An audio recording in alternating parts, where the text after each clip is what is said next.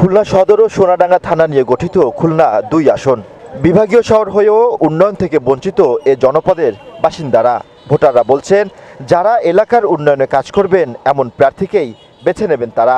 আমরা যারা সাধারণ মানুষ, যারা শিক্ষা, স্বাস্থ্য, চিকিৎসা এবং মানুষের যে মৌলিক 5টি চাহিদা আছে, চাহিদা যেটা পূরণ করতে পারে তেমন একজন প্রার্থীকে আসলে সবাই আশা করে। যে খুলনায় নির্বাচিত হলে সন্ত্রাসবাদ দুর্নীতিমুক্ত হবে, আমরা তাকেই ভোট দিই। যেই দলই আসুক, আমরা সবাই পরিবার আগে বন্ডেজ, তারপরে দল।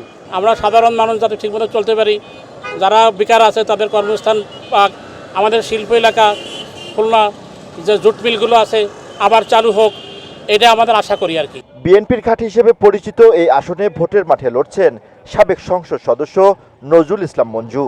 জানান, নির্বাচিত হলে আইন শৃঙ্খলা পরিস্থিতির উন্নতি হবে তার প্রধান লক্ষ্য।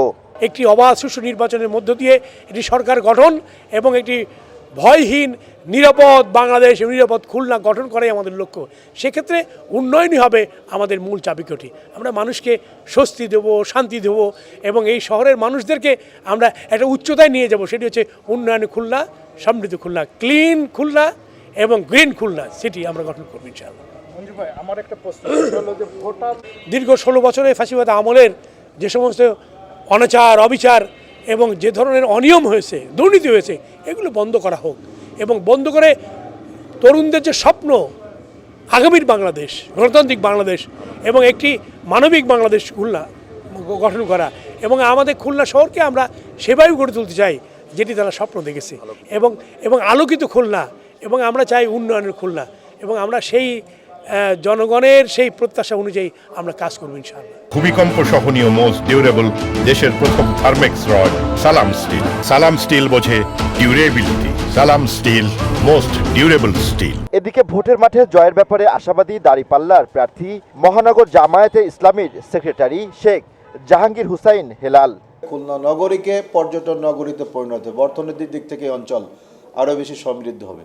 তো আমরা এভাবে পর্যায়ক্রমে, তারপর তো আরও আইন শৃঙ্খলার বিষয় এখানে আছে, এখানে মাদকের বিষয় আছে, ব্যাপক চাঁদাবাজির বিষয় আছে, এগুলো নিয়ে আমরা পরে কাজ করব এবং খুলনাকে একটা শিক্ষা নগরী, প্রত্যেকটি জায়গায় যেখানে ভালো শিক্ষা প্রতিষ্ঠান আছে, দেশের বাইরে থেকে এখানে লেখাপড়া করতে আসে।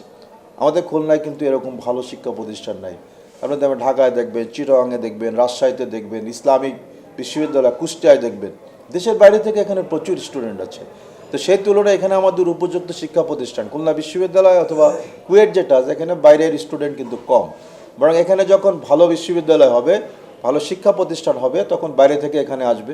বিমানবন্দর সেটা নেই, আরও সাংখ্যিক যেসব বিষয় আছে, এগুলো বৈষম্যের দিকগুলো যেগুলো অন্যান্য জায়গা থেকে আলাদা বৈষম্য আছে, সেই বিভাগীয় শহর সবগুলোর সাথে একটা সামঞ্জস্য সৃষ্টি করার যোগাযোগ, অবকাঠামো সব কিছু, এগুলো নিয়ে আমাদের পর্যায়ক্রমে ধাপে ধাপে কাজ করতে হবে।